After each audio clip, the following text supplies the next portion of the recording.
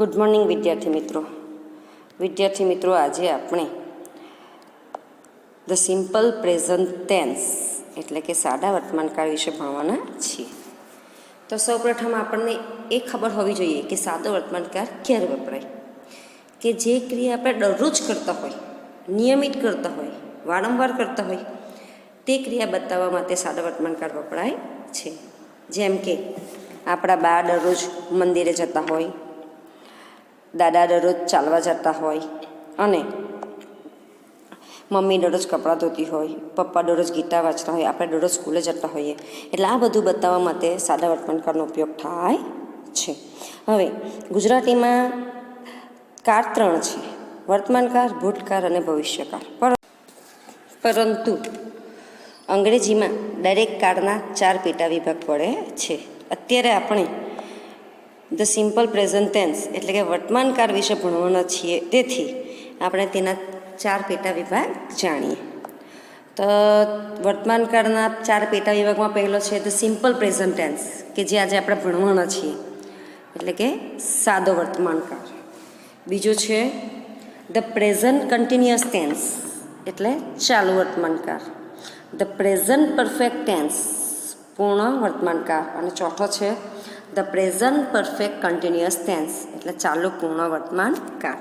મિત્રો, આપણને બધાને અંગ્રેજી બોલવાનું ખૂબ ગમે છે, કે આપણને અંદર કંઈક ને ક્યાંક હોય છે કે હું પણ બધાની જેમ કડકડાટ અંગ્રેજી બોલું. અને એ અંગ્રેજી બોલવા માટે આપણને આ જે કાળ છે એ કાળના રૂપો આપણને આવડવા ખૂબ જરૂરી છે, એનું નોલેજ હોવું આપણને ખૂબ જરૂરી છે. તો તેની શરૂઆત આજે ધ સિમ્પલ પ્રેઝન્ટ ટેન્સથી આપણે કરીએ. તો હવે જોઈએ ટુ બી ક્રિયાપદના સાદા વર્તમાનકાળના રૂપો. તો જુઓ, હવે ટુ બી ક્રિયાપદના વર્તમાનકાળના રૂપો ખૂબ જ સહેલા છે અને આપણને આવડવા જોઈએ, કારણ કે આપણે 5મામાંથી શીખતા આવ્યા છીએ. તો જોઈએ, જુઓ, પહેલો પુરુષ આઈ એમ એટલે હું છું, એનું બહુવચન થશે વી આર, અમે છીએ. બીજો પુરુષ યુ આર, તું છે, યુ આર, તમે છો. આપણે ગુજરાતીમાં ટુ અને તમે અલગ છે, પરંતુ અંગ્રેજીમાં તો કોઈના પણ માટે યુનો ઉપયોગ થાય છે. ત્રીજો પુરુષ હી ઇઝ, તે છે, સી ઇઝ, તે છે, અને ઇટ ઇઝ એટલે પણ તે છે. આ ત્રણનું ગુજરાતી એક જ છે, તે છે, પરંતુ એ ક્યાં વપરાય તે આપણને આવડવું ખૂબ જરૂરી છે. જુઓ, હી ઇઝ જ્યારે કોઈ પુરુષવાચક નામ હોય, કોઈ પુરુષનું નામ હોય, કોઈ છોકરાનું નામ હોય, ત્યારે હીનો ઉપયોગ થાય છે. તેવી જ રીતે સી ઇઝ કે જ્યારે કોઈ છોકરીનું નામ હોય, કોઈ સ્ત્રીનું નામ હોય, કોઈ લેડીઝનું નામ હોય, ત્યારે સીનો ઉપયોગ થાય છે. અને ઇટ ઇઝ એટલે તે છે, એ કોઈ નિર્જીવ વસ્તુ, પદાર્થ, પ્રાણી, એના માટે ઉપયોગ થાય છે. અને આ ત્રણનું બહુવચન છે ધે આર એટલે તેઓ છે. એ આપણને આવડવું ખૂબ જરૂરી છે. હવે ટૂંકમાં એક વસ્તુ આપણે યાદ રાખવાની ખૂબ જરૂરી છે, અને તે છે આટલી વસ્તુ, કે કોની સાથે શું આવે તે આપણને આવડવું ખૂબ જરૂરી છે. જે રીતે આઈ એમ છે, વી યુ ધે છે, અને હી સી ઇટ છે, કે આઈ સાથે એમ જ આવે, એ સિવાય એમ કોઈની સાથે આવતું નથી, આઈ સાથે એમ જ આવે.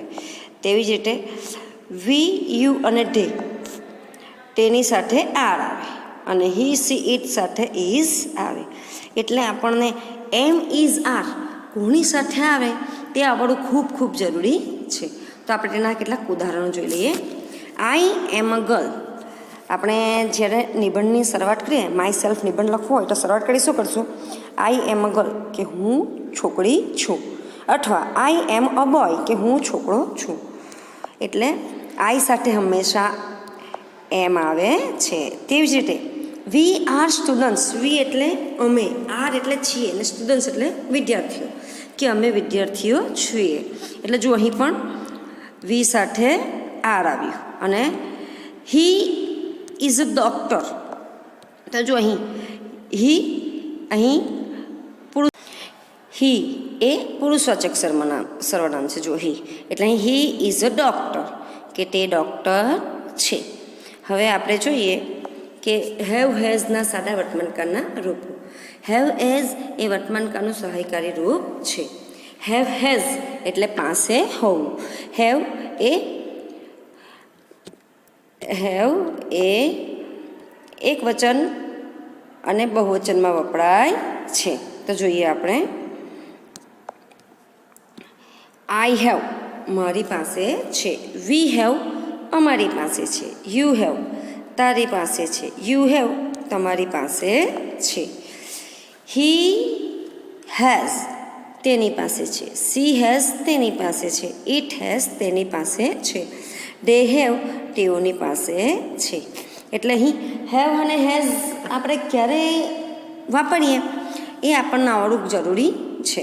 કારણ કે એક વસ્તુ યાદ રાખજો કે હેવ એ પહેલો પુરુષ એકવચન બહુવચન, બીજો પુરુષ એકવચન બહુવચન અને ત્રીજા પુરુષ બહુવચનની સાથે જ આવે છે. જ્યારે હેઝ એ ત્રીજા પુરુષ એકવચનની સાથે જ આવે છે. એટલે ટૂંકમાં આટલી વસ્તુ આપણે યાદ રાખવી ખૂબ જરૂરી છે. આઈ, વી, યુ અને ડે તેની સાથે હેવ આવે, જ્યારે હી, સી, ઇટની સાથે હેઝ આવે. હવે એના આપણે કેટલાક ઉદાહરણો જોઈ લઈએ. આઈ હેવ અ પેન કે મારી પાસે પેન છે. વી હેવ બુક્સ અમારી પાસે પુસ્તકો છે. સી હેઝ અ ફ્રોક તેની પાસે ફ્રોક છે. એટલે જ્યારે કોઈ પણ વસ્તુ આપણી પાસે હોય તો હેવ વપરાય અને સામેવાળી વ્યક્તિ પાસે હોય તો તેનો ઉપયોગ હેઝ થાય છે. એટલે હેવ અને હેઝ આપણે ક્યારે વાપરીએ તે આપણને આવડવું ખૂબ ખૂબ જરૂરી છે. હવે આપણે આગળ જોઈએ ધ સિમ્પલ પ્રેઝન્ટ ટેન્સ, કે હવે આપણે એનો ઉપયોગ ક્યારે કરીએ. આગળ તો આપણે ના રૂપો જોઈ ગયા, તું બીના ક્રિયાપદના સાદા વર્તમાનકાળના રૂપો જોયા, હેવ હેઝ જોયા. હવે આપણે ધ સિમ્પલ પ્રેઝન્ટ ટેન્સ ને પાછા જોઈએ. દરરોજ એટલે કે રોજિંદી બનતી ક્રિયા, નિયમિત કે વારંવાર ટેવ રૂપે બનતી ક્રિયા બતાવવા માટે સાદો વર્તમાનકાળ વપરાય છે. એટલે મેં તમને કીધું તેમ દરરોજ અને રોજિંદી બનતી ક્રિયા. આપણી મમ્મી દરરોજ જ કપડાં ધોવે છે, બા દરરોજ જ મંદિરે જાય છે, દાદા દરરોજ જ ચાલવા જાય છે, પપ્પા દરરોજ જ ગીતા વાંચે છે. એટલે જે દરરોજ બનતી ક્રિયા માટે સાદા વર્તમાનકાળનો ઉપયોગ થાય છે. નિયમિત કે વારંવાર ટેવ રૂપે બનતી ક્રિયા, આપણે દરરોજ નિયમિતપણે સ્કૂલે સમયસર આવી જઈએ, બરાબર ને, એટલે એ બતાવવા માટે પણ સાદા વર્તમાનકાળનો ઉપયોગ થાય છે. હવે જરા જોઈએ આગળ. સાદા વર્તમાનકાળમાં પહેલો પુરુષ એકવચન બહુવચન, બીજો પુરુષ એકવચન બહુવચન તથા ત્રીજા પુરુષ બહુવચન સાથે મૂળ ક્રિયાપદનું રૂપ આવે છે. એટલે મૂળ ક્રિયાપદ અને ક્રિયાપદના રૂપો બદલાય છે એ કોની સાથે તે આપણને આવડવું ખૂબ ખૂબ જરૂરી છે. એટલે કશે પણ તમે જાઓ તો શું ત્રીજા પુરુષ એકવચનની સાથે જ ક્રિયાપદનું રૂપ બદલાય છે, બાકીના બધાની સાથે જ ક્રિયાપદનું મૂળ રૂપ વપરાય છે. એટલે આપણે આટલી વસ્તુ યાદ રાખવાનું છે કે ત્રીજા પુરુષ એકવચન સાથે ક્રિયાપદને એસ કે યસ પ્રત્યે લાગે છે, બીજા કોઈ સાથે નથી લાગતો. આઈ, વી, યુ અને ડે એ ચાર સાથે નથી લાગતું, પરંતુ હી, શી, ઇટ આવે ત્યારે ક્રિયાપદને એસ કે યસ પ્રત્યે લાગે છે. હવે એસ અને યસ પ્રત્યે ક્યારે લાગે તેના કેટલાક ફેરફાર છે તે આપણે અહીં જોવાના છીએ. ત્રીજા પુરુષ એકવચન સાથે ક્રિયાપદના કેટલાક ફેરફાર, તો તે ફેરફાર કયા કયા છે તે આપણે જોઈએ. ત્રીજા પુરુષ એકવચન ક્રિયાપદના મૂળ રૂપને એસ પ્રત્યે લગાડાય છે, કે કેટલીક વખત ત્રીજો પુરુષ હોય તો ત્યારે એને ક્રિયાપદના મૂળ રૂપને માત્ર એસ જ પ્રત્યે લગાડવાથી એ બદલાઈ જાય છે. તો હવે આપણે વિચાર આવે કે એસ ક્યારે લગાવવાનો, કે જ્યારે એ વાક્યમાં કરતા ત્રીજો પુરુષ એકવચન હોય, એટલે હી, સી, ઇટ હોય, એટલે કે કોઈ છોકરાનું નામ હોય, કોઈ છોકરીનું નામ હોય, અથવા કોઈ પ્રાણી, પક્ષી કે પદાર્થનું નામ હોય, ત્યારે તે ક્રિયાપદને આપણે એસ કે યસ પ્રત્યે લગાડવાનો છે. તો અહીં જુઓ કે ક્રિયાપદના મૂળ રૂપને માત્ર એસ જ લગાડવાનો છે. તો જો અહીં રીડ્સ તો રીડ્સ, સિંગ તો સિંગ્સ, વોક તો વોક્સ અને સ્પીક તો સ્પીક્સ. એટલે આપણે ફક્ત અહીં એસ જ પ્રત્યે લગાડ્યો છે. હવે બીજો નિયમ જોઈએ. જો ક્રિયાપદની અંતે double S, SH, CH, x કે ઓ આવેલો હોય તો ક્રિયાપદને ઈએસ પ્રત્યે લાગે છે. તો જોઈએ, જો પાસ તો પીએ ડબલ એસ, અહીં ડબલ એસ છે એટલે પાસીસ, પીએ ડબલ એસ ઈ એસ. પછી જુઓ વોશ તો અહીં એસએચ છે એટલે એનું થશે વોશિશ, WASHES. પછી જો અહીં ગો, અહીં ઓ લાગેલું છે એટલે GOES, ગોઝ. ટીચ TEACH, અહીં CH લાગેલું છે તેથી TACHES. પછી જો ફિક્સ એક્સ લાગેલું છે એટલે ફિક્સિસ FIXES. એટલે જે ક્રિયાપદને અંતે SS, SH, CH, X કે O આવેલો હોય તેવા ક્રિયાપદને ES પ્રત્યે લાગે છે. આ આપણને આવડવું ખૂબ ખૂબ જરૂરી છે, કારણ કે દરેક ક્રિયાપદના અમુક નિયમો હોય છે અને એ નિયમો આપણને આવડવા ખૂબ ખૂબ જરૂરી છે અને એના માટે આપણે આ નિયમોને આપણે મોઢે કરવા ખૂબ ખૂબ જરૂરી છે. હવે એના પછીનો નિયમ જોઈએ કે જો ક્રિયાપદના અંતે વાય હોય અને વાયની આગળ જો AEIOU સિવાયના અક્ષર એટલે કે વ્યંજન હોય તો વાયનો આઈ કરીને ES પ્રત્યે લગાડાય છે. તો યાદ રાખજો, અહીં થોડું આપણને યાદ રાખવું અઘરું છે કે ક્રિયાપદના અંતે વાય હોય તો જો અહીં વાય છે અને વાયની આગળ એટલે અહીં આર છે, ત્યાં AEIOU સિવાયના અક્ષર, એ 5 અક્ષર યાદ રાખજો કે એ સિવાયના અક્ષર એટલે કે વ્યંજન હોય.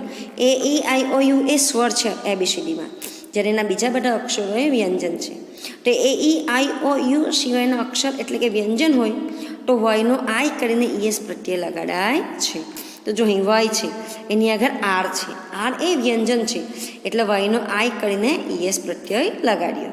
હવે બીજું જુઓ, ફ્લાય છેલ્લે વાય છે અને વાયની આગળ એલ છે, એલ એ વ્યંજન છે તેથી વાયનો આઈ કરીને FLIES કરી નાખ્યું. હવે ત્રીજો જો ક્રાય, ક્રાયમાં વાય છે, વાયની આગળ આર છે, આર એ વ્યંજન છે એટલે IES મૂકી દેવાનું, એટલે વાય કાઢીને IES મૂકી દેવાનું. આ રીતે આપણે આ નિયમને આપણે યાદ રાખવો ખૂબ ખૂબ જરૂરી છે કે જો ક્રિયાપદના અંતે વાય હોય અને વાયની આગળ જો AEIOU સિવાયના અક્ષર એટલે કે વ્યંજન હોય તો વાયનો આઈ કરીને ES પ્રત્યે લગાડવાનો રહે. હવે આપણે આગળ જોઈએ, જો ક્રિયાપદના અંતે વાય હોય, જો નિયમ બંને સરખા જ છે, થોડો ફરક છે.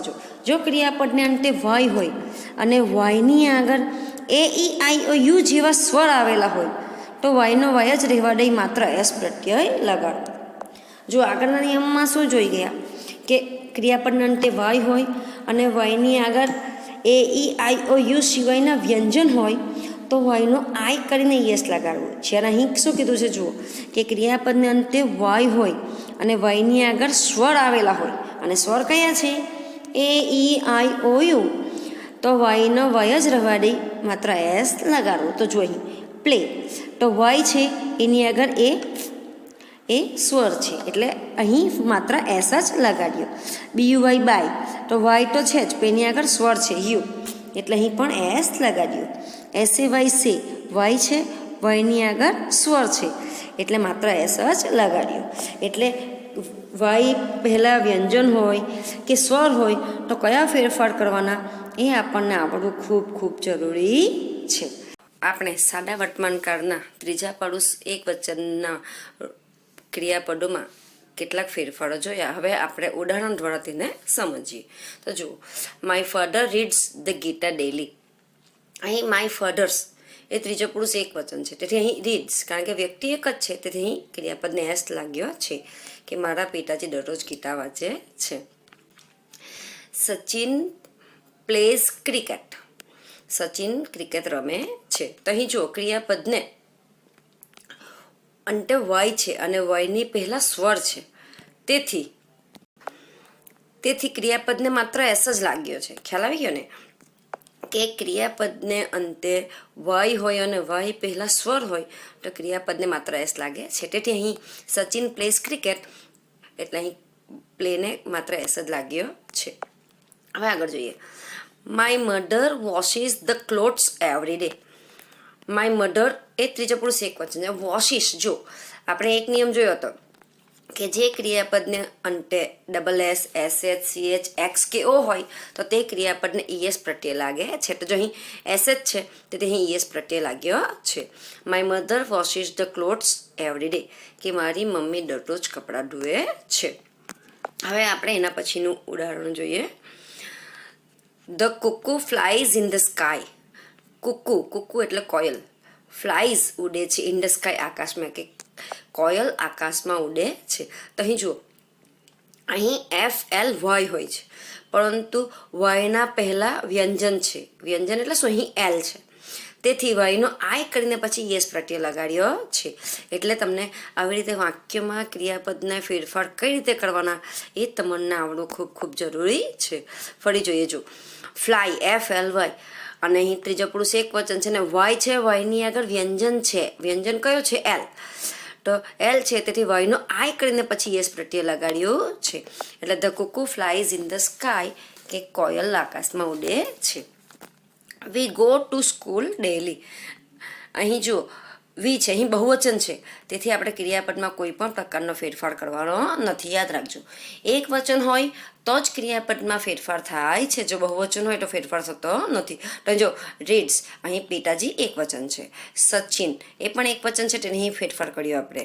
ત્યાર પછી છે મમ્મી, અહીં મધર એક વચન છે, એટલે અહીં ક્રિયાપદમાં ફેરફાર કર્યો. ત્યાર પછી આપણે જો અહીં કુકુ, કુકુ અહીં કોયલની વાત કરી છે, એટલે એ પણ ફેરફાર કર્યો.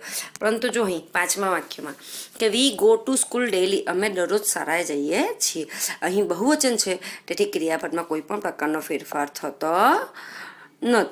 હવે આપણે સાદા વર્તમાનકાળના સહાયકારક ક્રિયાપદ વિશે જોઈશું. ટુ ડુ, ટુ ડુ એટલે કરવું. ટુ ડુ એ સાદા વર્તમાનકાળનું સહાયકારક ક્રિયાપદ છે. હવે ટુ ડુનો ઉપયોગ ક્યારે થાય અને કેવી રીતે થાય તે આપણને આવડવું ખૂબ ખૂબ જરૂરી છે. તો આપણે તે જોઈએ કે ટુ ડુના રૂપનો ઉપયોગ સાદા વર્તમાનકાળના પ્રશ્નાર્થ વાક્યમાં તથા નકાર વાક્યોમાં થાય છે. એટલે યાદ રાખજો કે ટુ ડુનો ઉપયોગ સાદા વર્તમાનકાળના પ્રશ્નાર્થ વાક્ય અને નકાર વાક્યોમાં થાય છે. પ્રશ્નાર્થ વાક્યના ટૂંકા જવાબો આપવા માટે પણ તેનો ઉપયોગ થાય છે. એટલે ટુ ડુનો ઉપયોગ 3 જગ્યાએ થાય છે. ક્યાં? પ્રશ્નાર્થ વાક્યમાં, નકાર વાક્યમાં અને પ્રશ્નાર્થ વાક્યના ટૂંકા જવાબ આપવા માટે પણ તેનો ઉપયોગ થાય છે. એટલે આપણને આ આવડવું ખૂબ ખૂબ જરૂરી. હવે આપણે ટુ ડુના સાદા વર્તમાનકાળના રૂપો વિશે જોઈશું. તો જુઓ, આઈ ડુ એટલે પહેલો પુરુષ એક વચન છે, તેથી આઈ ડુ એટલે હું કરું છું. વી ડુ અમે કરીએ છીએ. પછી બીજો પુરુષ જુઓ, યુ ડુ એટલે તું કરે છે. યુ ડુ તમે કરો છો. હી ડઝ તે કરે છે. સી ડઝ તે કરે છે. ઇટ ડઝ તે કરે છે. અને ધે ડુ એટલે તેઓ કરે છે. અહીં હી, શી, ઇટ કોની સાથે વપરાય એ આપણે આગળ જોઈ ગયા છે, એટલે હવે આપણે એને ધ્યાનમાં રાખવું પડશે કે તે કોની સાથે વપરાય. હવે ટૂંકમાં આપણે આ કોઠાનું એક જ વસ્તુ યાદ રાખવાનું છે કે ડુ અને ડઝ કોની સાથે આવે. આઈ, વી, યુ અને ધેની સાથે ડુ આવે અને હી, શી, ઇટ સાથે ડઝ આવે. મતલબ કે ત્રીજો પુરુષ એક વચન સાથે ડઝનો ઉપયોગ થાય છે. હવે જે વાક્યમાં ડુ કે ડઝ સહાયકારી ક્રિયાપદો વપરાય તે વાક્યમાં હંમેશા ક્રિયાપદનું મૂળ રૂપ જ વપરાય છે. એટલે આ વસ્તુ પણ એક યાદ રાખજો કે સાદા વર્તમાનકાળના જે વાક્યમાં ડુ અને ડઝનો ઉપયોગ થયો હોય ત્યારે તે વાક્યમાં ક્રિયાપદનું મૂળ રૂપ જ વપરાય છે. હવે તે આપણે કેટલાક ઉદાહરણો દ્વારા જોઈશું. તો હવે જોઈએ ટુ ડુના એક્ઝામ્પલ્સ એટલે કે ઉદાહરણો. લતા સિંગ સ્વીટ સોંગ, કે લતા મધુર ગીત ગાય છે. અહીં જુઓ ક્રિયાપદને એસ લાગેલું છે, એટલે આપણે ખબર પડી જાય કે આ વાક્ય સાદા વર્તમાનકાળનું છે. હવે એને નકાર વાક્યમાં ફેરવવા હોય તો શું કરશું? Lata does not sing sweet song, કે લતા મધુર ગીત ગાતી નથી. અહીં એક વસ્તુ યાદ રાખજો, જુઓ અહીં નકાર વાક્ય છે અને બીજું કે આપણે આગળ જોઈ ગયા કે નકાર વાક્ય હોય અને ડુ કે ડઝનો ઉપયોગ થયો હોય ત્યાં ક્રિયાપદના મૂળ રૂપનો ઉપયોગ થાય છે. એટલે આટલું યાદ રાખજો કે ડુ કે ડઝનો ઉપયોગ થયો છે, ડઝ નોટ, અને એટલે અહીં મૂળ ક્રિયાપદનો ઉપયોગ થયો છે. ત્યાર પછી હવે એનું પ્રશ્નાર્થ વાક્ય જોઈએ. Does Lata sing sweet song. જો અહીં ડઝનો ઉપયોગ થયો છે, તેથી અહીં પણ મૂળ ક્રિયાપદનો ઉપયોગ થાય છે. કે શું લતાએ મીઠું મધુર ગીત ગાયું? તો જવાબ આવશે યસ, સી ડઝ. હા તેમણે ગાયું. હા તેણે ગાયું. નો સી ડઝ નોટ, ના તેણે નથી ગાયું. અથવા નો સી ડઝન્ટ, કે ના તેણે નથી ગાયું. એટલે આ વસ્તુ યાદ રાખજો કે સાદા વર્તમાનકાળના પ્રશ્નાર્થ વાક્યોમાં અને નકાર વાક્યોમાં તેનો ડુ અને ડઝનો ઉપયોગ થાય છે અને તેના ટૂંકા જવાબ આપવા માટે પણ ડુ અને ડઝનો ઉપયોગ થાય છે. આ તો થયું ત્રીજો પુરુષ એક વચનનું વાક્ય હતું. હવે આપણે બહુવચનનું વાક્ય જોઈએ. They play cricket every day. તો અહીં જુઓ ધે બહુવચન છે, તેથી અહીં ક્રિયાપદને કોઈ પણ પ્રકારનો ફેરફાર થતો નથી, કારણ કે આપણે જોઈએ કે જે પણ કંઈક ફેરફાર થાય છે તે ત્રીજા પુરુષ એક વચનને જ થાય છે. એટલે they play cricket every day. હવે એનો નકાર વાક્ય જોઈએ તો શું થશે? They do not play cricket every day. તો અહીં ડુ નોટ, કારણ કે ધે બહુવચન છે એટલે આપણે જ ખબર છે આઈ, વી, યુ અને ધે, તેની સાથે ડુ વપરાય છે, અને હી, શી, ઇટની સાથે શું વપરાય? ડઝ વપરાય છે. એટલે they do not play cricket every day, કે તેઓ દરરોજ ક્રિકેટ રમતા નથી.